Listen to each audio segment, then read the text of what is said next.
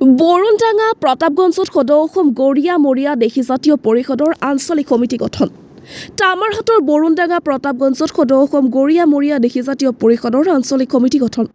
ধুবুৰী জিলা সমিতিৰ সদৌ অসম গৰীয়া মৰীয়া দেশীজাতীয় পৰিষদৰ সভাপতি আফজালুৰ ৰহমানৰ নেতৃত্বত সভাপতি হিচাপে শ্বাহ আলম আৰু সাধাৰণ সম্পাদক হিচাপে আমিনুৰ ইছলামক লৈ সৰ্বমুঠ ৪১ জনীয়া এখন কমিটি গঠন কৰা হয়। সদৌ শেষত সভাপতিগৰাকীয়ে কয় যে উঠি অহা যুৱ প্ৰজন্মৰ সৰহসংখ্যকে যেনেকৈ ড্ৰাগছ মদ ভাং খাই আজি ধ্বংসৰ মুখত পৰিছে আৰু এক বিশৃংখল সামাজিক অৱস্থাৰ সৃষ্টি কৰিছে।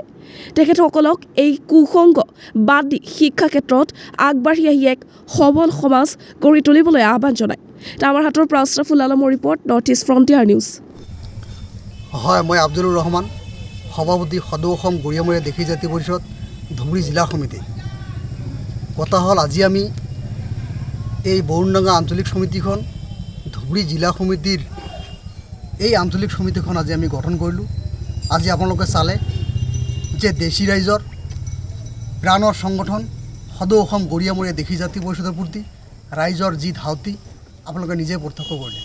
আজি আমি এই সমিতিখন শ্বাহ আলমক সভাপতি হিচাপে ৰাখি সাধাৰণ সম্পাদক আমিনুল ইছলামক ৰাখি আমি এখন ৪১ জনীয়া কমিটি গঠন কৰিলোঁ। আগন্তুক দিনত এই অঞ্চলত এই দেশী মানুহৰ হৈ প্ৰতিবাদী কণ্ঠ হিচাপে থিয় হ'ব এই আঞ্চলিক সমিতিখন, আৰু তাৰ লগে লগে এই আঞ্চলিক সমিতিখনে আমাৰ ধুবুৰী জিলা সমিতিখনৰ হাত অধিক শক্তিশালী আৰু অধিক মজবুত কৰি তুলিব। চাওক, আজিৰ সভাত আমি ৰাইজৰ সন্মুখত বিতংভাৱে শিক্ষা, বাল্য বিবাহ আৰু ড্ৰাগছ বিৰুদ্ধে আমি ব্যাপকভাৱে কথা বতৰা পাতিলোঁ। আমাৰ মানুহৰ মাজত শিক্ষাৰ কেনেকৈ আগবাঢ়ি লৈ যাব লাগিব, আমাৰ ৰাইজৰ লগত আমি কথা বতৰা পাতিলোঁ। আমি শিক্ষাৰ ফালে আগবাঢ়ি যাব লাগিব। আমাৰ ৰাইজেও জানে যে শিক্ষা অবিহনে কেতিয়াও এটা জাতি আগবাঢ়ি যাব নোৱাৰে। ঠিক তেনেকৈ আমাৰ দেশী মানুহ আজিৰ দিনত বহুত সজাগ আৰু সচেতন হৈছে।